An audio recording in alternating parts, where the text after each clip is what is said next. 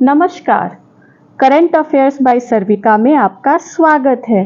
क्या आप जानते हैं जापान के मून मिशन का नाम? क्या आप जानते हैं गिरफ्तार होने वाले पहले अमेरिकी राष्ट्रपति का नाम? स्टार्टअप के संबंध में यूनिकॉर्न क्या होता है? कौन से एकमात्र देश हैं जिन्होंने फीफा फुटबॉल विश्व कप के पुरुष और महिला दोनों इवेंट जीते हैं? इन सब के बारे में जानकारी के लिए वीडियो पूरा देखें, जिसमें पूरे हफ्ते के करंट अफेयर्स के साथ और भी रोचक जानकारी मिलेगी। तो आइए शुरू करते हैं। सबसे पहले विज्ञान और प्रौद्योगिकी यानी कि साइंस एंड टेक्नोलॉजी। चंद्रयान 3 23 अगस्त को शाम 6:03 पर जब विक्रम चंद्रमा की सतह पर उतरा, उस क्षण भारत इस भव्य सफलता को प्राप्त करने वाला चौथा देश बन गया और चंद्रमा के दक्षिणी ध्रुव पर पहुंचने वाला इतिहास का पहला देश बन गया। इस ऐतिहासिक दिन यानी 23 अगस्त को अब राष्ट्रीय अंतरिक्ष दिवस के रूप में घोषित किया गया है। चंद्रमा की सतह पर विक्रम जिस विशिष्ट स्थान पर उतरा था, उसे शिव शक्ति बिंदु कहा जाएगा। दक्षिण ध्रुव ही क्यों? दक्षिणी ध्रुव का एक विशिष्ट लाभ है। भूमध्य रेखा की तुलना में यह क्षेत्र सूर्य से कम प्रकाशित होता है। चंद्रमा की सतह पर मौलिक संरचना और विद्युत गतिविधियों के साथ साथ उपसतह के नीचे पानी के प्रतिधारण के संदर्भ में इस क्षेत्र में अधिक वैज्ञानिक सामग्री होने की संभावना है। अब चंद्रयान 3 से जुड़ी कुछ प्रमुख बातें। प्रक्षेपण यान मार्क 3 LVM-3 चंद्रयान 3 का प्रक्षेपण यान है। चंद्रयान 3 को 14 जुलाई 2023 को श्रीहरिकोटा के सतीश धवन अंतरिक्ष केंद्र से दोपहर 2:35 पर लॉन्च किया गया था। चंद्रयान 3 में 2 मॉड्यूल शामिल हैं, प्रणोदन मॉड्यूल और लैंडर मॉड्यूल। विक्रम नामक लैंडर मॉड्यूल में चंद्र रोवर प्रज्ञान भी शामिल है। प्रोपल्शन मॉड्यूल की प्राथमिक भूमिका लैंडर मॉड्यूल को चंद्रमा की कक्षा में ले जाना है। इसमें एक वैज्ञानिक पेलोड भी है जो चंद्रमा की कक्षा से पृथ्वी का अध्ययन करेगा। लैंडर मॉड्यूल चंद्रमा पर उतरेगा और रोवर को तैनात करेगा। इसमें एक वैज्ञानिक पेलोड भी है जो चंद्रमा की सतह का अध्ययन करेगा। प्रज्ञान रोवर एक छोटा मोबाइल वाहन है जो चंद्रमा की सतह पर ऑन साइट प्रयोग करेगा। यह विभिन्न प्रकार के वैज्ञानिक उपकरणों से लैस है, जिसमें एक सिस्मोमीटर, एक स्पेक्ट्रोमीटर और एक कैमरा शामिल है। पेलोड एक शब्द है जिसका उपयोग अंतरिक्ष यान या रॉकेट के उस हिस्से का वर्णन करने के लिए किया जाता है जो मिशन के प्राथमिक उद्देश्यों को प्राप्त करने के लिए जिम्मेदार है। पेलोड वैज्ञानिक उपकरण, संचार उपकरण या कोई अन्य विशेष उपकरण हो सकते हैं जो मिशन के लिए आवश्यक है। अब हम जानते हैं चंद्रयान के पेलोड्स के बारे में। प्रोपल्शन मॉड्यूल पेलोड केवल एक है, स्पेक्ट्रोपोलरिमेट्री ऑफ हैबिटेबल प्लैनेट अर्थ यानी कि शेप। अगला है lander module payload. Lander module payload 4 हैं। Radio anatomy of moon bound hyper sensitive ionosphere and atmosphere यानी कि रंभा। दूसरा है चंद्र एस सरफेस थर्मोफिजिकल एक्सपेरिमेंट यानी कि चेस्ट। तीसरा है instrument for lunar seismic activity यानी कि ILSA। और चौथा है लेजर रेट्रो रिफ्लेक्टर एरे यानी कि LRA। अगला है प्रज्ञान रोवर पेलोड। ये 4 हैं। ये दो हैं, लेजर इंड्यूस्ड ब्रेकडाउन स्पेक्ट्रोस्कोप यानी कि LIBS, alpha particle X-ray spectrometer यानी कि APXS। अब मिशन का उद्देश्य, चंद्रमा की सतह पर सुरक्षित और सॉफ्ट लैंडिंग का प्रदर्शन, चंद्रमा पर रोवर का संचालन, चंद्रमा की सतह पर ऑन-साइट प्रयोगों का संचालन। अब हम जानते हैं मिशन के लाइफ के बारे में। मिशन लाइफ लैंडर और रोवर का एक चंद्र दिवस यानी कि 14 पृथ्वी दिन के बराबर है।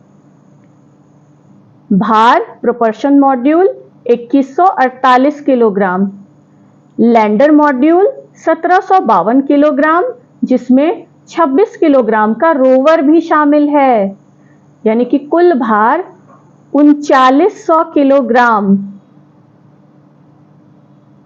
क्या आपको मालूम है, इस महीने के अंत में जापान की अंतरिक्ष एजेंसी जाक्सा अपना पहला चंद्रमा लैंडिंग मिशन भेजने के लिए तैयार है।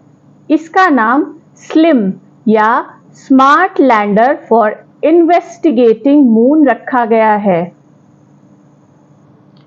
Korea advanced institute of science and technology यानी कि KAIST ने दुनिया के पहले ह्यूमनॉइड पायलट रोबोट P-बोट का खुलासा किया है, जो स्वतंत्र रूप से एक विमान उड़ाने में सक्षम है।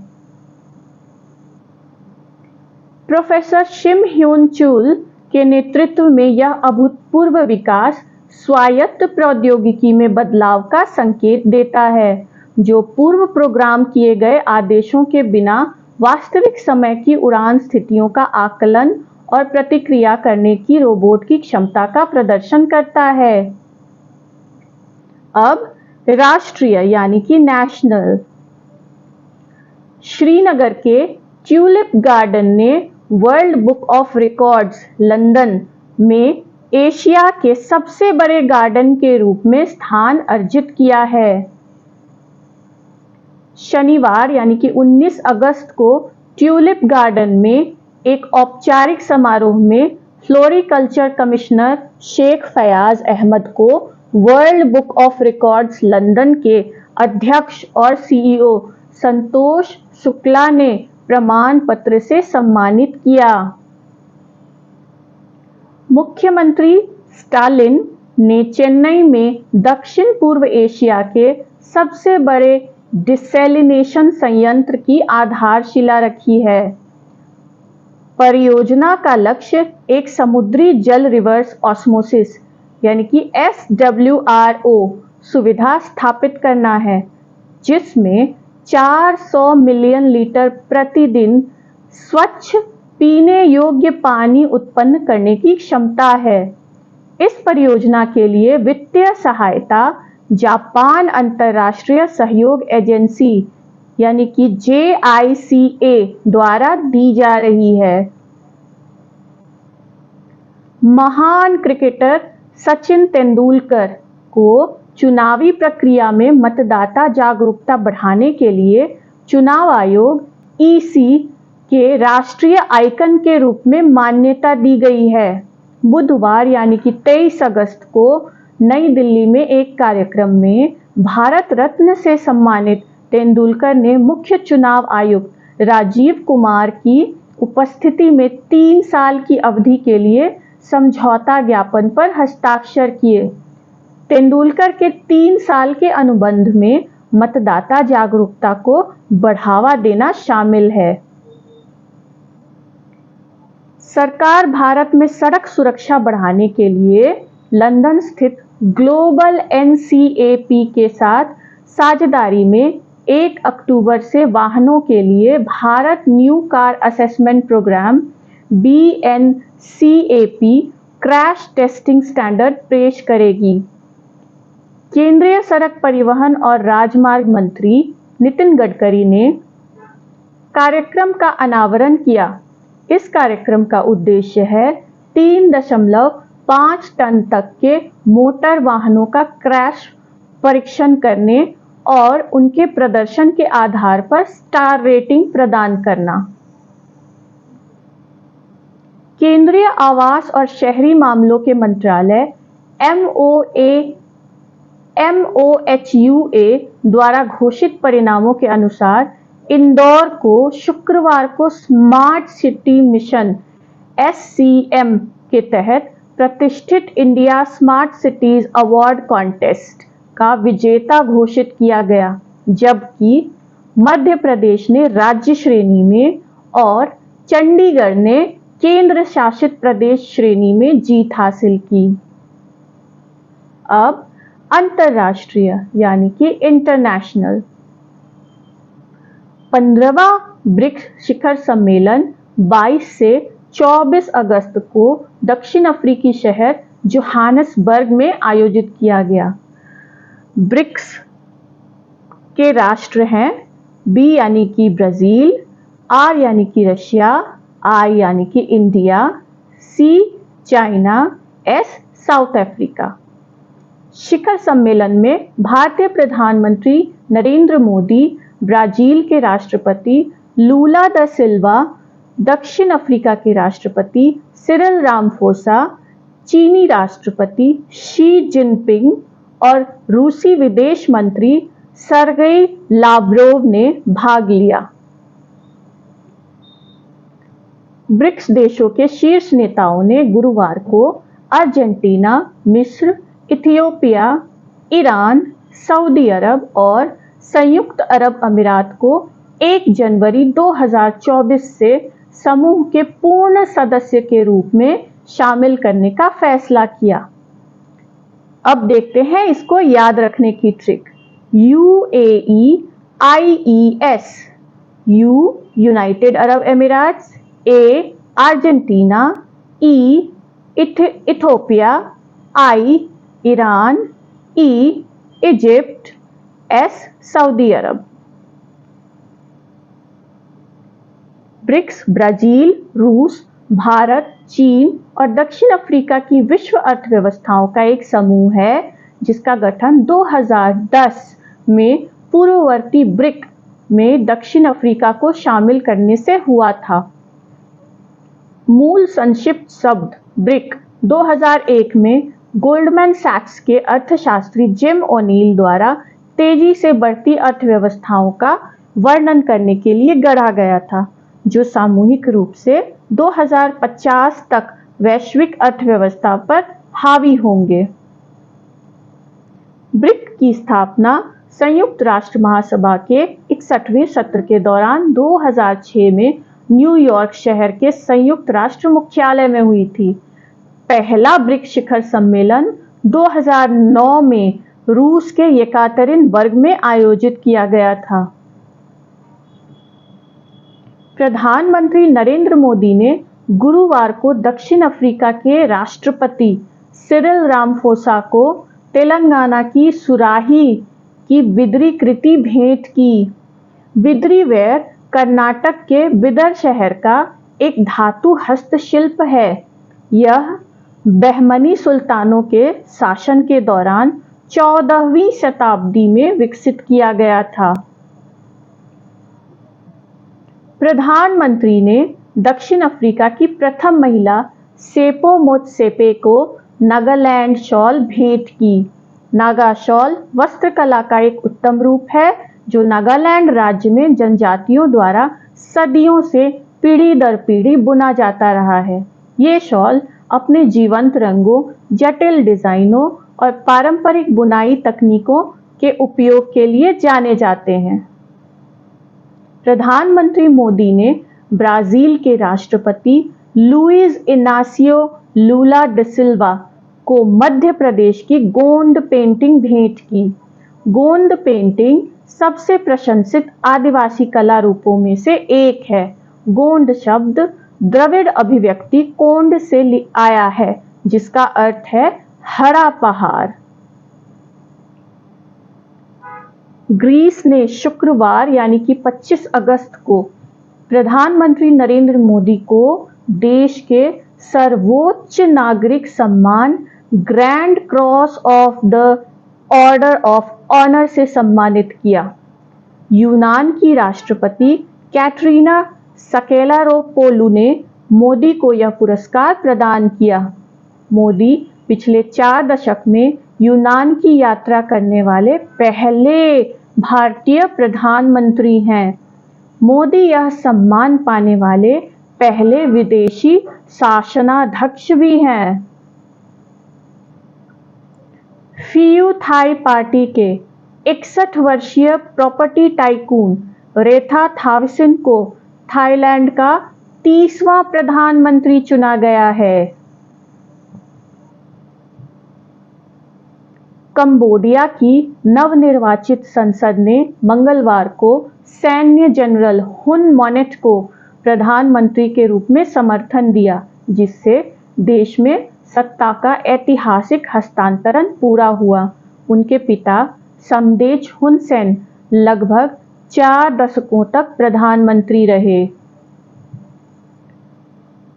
तूफान हिलेरी अगस्त 2023 में एक बड़ा शक्तिशाली श्रेणी 4 प्रशांत तूफान था, जिसने मेक्सिको के प्रशांत तट, बाजा कैलिफोर्निया प्रायद्वीप और दक्षिण पश्चिमी संयुक्त राज्य अमेरिका में मूसलाधार बारिश और तेज हवाएं लाईं, जिसके परिणामस्वरूप व्यापक बाढ़ और कई भूस्खलन हुए।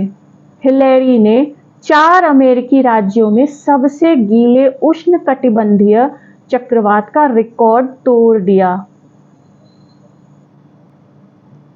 अमेरिका के पूर्व राष्ट्रपति डोनाल्ड ट्रंप को गुरुवार को जॉर्जिया की एक जेल में $2 लाख के मुचलके पर रिहा कर दिया गया। ट्रंप, जिन पर दक्षिणी राज्य में 2020 के चुनाव परिणाम को पलटने के लिए 18 अन्य प्रतिवादियों के साथ मिलीभगत करने का आरोप है, ने अटलांटा की फुलटन काउंटी जेल के अंदर 30 मिनट से भी कम समय बिताया। क्या आपको मालूम है, 1872 में तत्कालीन मौजूदा राष्ट्रपति यूलिसेस एस ग्रांट को पुलिस अधिकारी विलियम हेनरी वेस्ट ने ओवर स्पीडिंग के लिए गिरफ्तार किया था। किसी अमेरिकी राष्ट्रपति को गिरफ्तार किए जाने का यह एकमात्र उदाहरण है। अब व्यापार और अर्थव्यवस्था यानी कि business and economy. Quick commerce platform Zepto 2023 में पहला यूनिकॉर्न बन गया है। इसने निजी इक्विटी निवेशकों से $200 मिलियन जुटाए हैं। स्टैनफोर्ड यूनिवर्सिटी की पढ़ाई बीच में छोड़ने वाले आदित्य पालीचा और कैवल्य वोरा ने 2021 में 10 मिनट के किराने की डिलीवरी स्टार्टअप ज़ेप्टो की स्थापना की। यूनिकॉर्न शब्द एक निजी तौर पर आयोजित स्टार्टअप कंपनी को संदर्भित करता है, जिसका मूल्य $1 बिलियन से अधिक है, या आमतौर पर उद्यम पूंजी उद्योग में उपयोग किया जाता है। इस शब्द को पहली बार वेंचर कैपिटलिस्ट एलिन ली ने लोकप्रिय किया था। अब खेल-कूद यानी कि स्पोर्ट्स। स्पेन ने अपना पहला महिला फुटबॉल विश्व कप जीत लिया है। कप्तान ओल्गा कार्मोना के 29वें मिनट में किए गए गोल से स्पेन ने इंग्लैंड के खिलाफ 1-0 से जीता। कार्मोना 2015 में अमेरिका की काली लॉयड के बाद किसी विश्व कप के सेमीफाइनल और फाइनल में गोल करने वाली पहली खिलाड़ी बनी। जर्मनी के बाद स्पेन दूसरा देश है जिसने पुरुष और महिला विश्व कप खिताब जीते हैं। अब विभिन्न पुरस्कार एवं उनके खिलाड़ियों के नाम। फीफा सर्वश्रेष्ठ युवा खिलाड़ी पुरस्कार, Salma Paralluelo, Spain. Golden glove यानी कि सर्वश्रेष्ठ goalkeeper, Mary Earps, England. Golden boot यानी कि सर्वाधिक गोल करने वाला, Hinata Miyazawa, Japan. Golden ball यानी कि सर्वश्रेष्ठ खिलाड़ी, एताना बोनमती, स्पेन। फीफा महिला फुटबॉल विश्व कप 2023 ऑस्ट्रेलिया और न्यूजीलैंड में आयोजित किया गया था। पेंगुइन तजुनी टूर्नामेंट की शुभंकर थी। मैग्नस कार्लसन ने गुरुवार को अजरबैजान की राजधानी बाकू में रमेश बाबू प्राज्ञानंदा को टाई ब्रेक में हराकर शतरंज विश्व कप चैंपियन बनने का गौरव हासिल किया। फाइनल के शुरुआती 2 गेम ड्रॉ होने के बाद कार्लसन ने 2 टाई ब्रेक गेम में से पहला गेम जीतने के बाद दूसरा फ्रेम ड्रॉ करके अपना पहला विश्व कप खिताब जीता। नॉर्वे के ग्रैंड मास्टर ने अब हर प्रमुख व्यक्तिगत शास्त्रीय शतरंज टूर्नामेंट जीता है। अब सप्ताह के चर्चित व्यक्तित्व यानी कि famous personalities of the week. प्रख्यात उद्योगपति रतन टाटा को शनिवार को महाराष्ट्र सरकार द्वारा स्थापित पहले उद्योग रत्न पुरस्कार से सम्मानित किया गया। मुख्यमंत्री एकनाथ शिंदे और उप मुख्यमंत्री देवेंद्र फडणवीस तथा अजीत पवार ने दक्षिण मुंबई के कुलाबा में उद्योगपति के आवास पर टाटा सन्स के मानद 85 वर्षीय चेयरमैन को यह पुरस्कार प्रदान किया। एडोब के सह संस्थापक जॉन वॉनॉक का शनिवार को 82 वर्ष की आयु में निधन हो गया। वॉनॉक ने 1982 में चार्ल्स गेस्के के साथ मिलकर एडोब की स्थापना की थी। शांतनु नारायण एडोब के वर्तमान सीईओ हैं। चैंपियन नाविक कमांडर अभिलाष टॉमी भारत की पहली चालक दल की अंतरिक्ष उड़ान गगनयान से लौटने के बाद समुद्र से अंतरिक्ष यात्रियों की सुरक्षित वापसी के लिए भारतीय अंतरिक्ष अनुसंधान संगठन यानी कि इसरो के सलाहकार के रूप में काम करेंगे। कमांडर अभिलाष टॉमी एक सेवानिवृत्त भारतीय नौसेना अधिकारी, नौसेना एविएटर और यात्समैन है।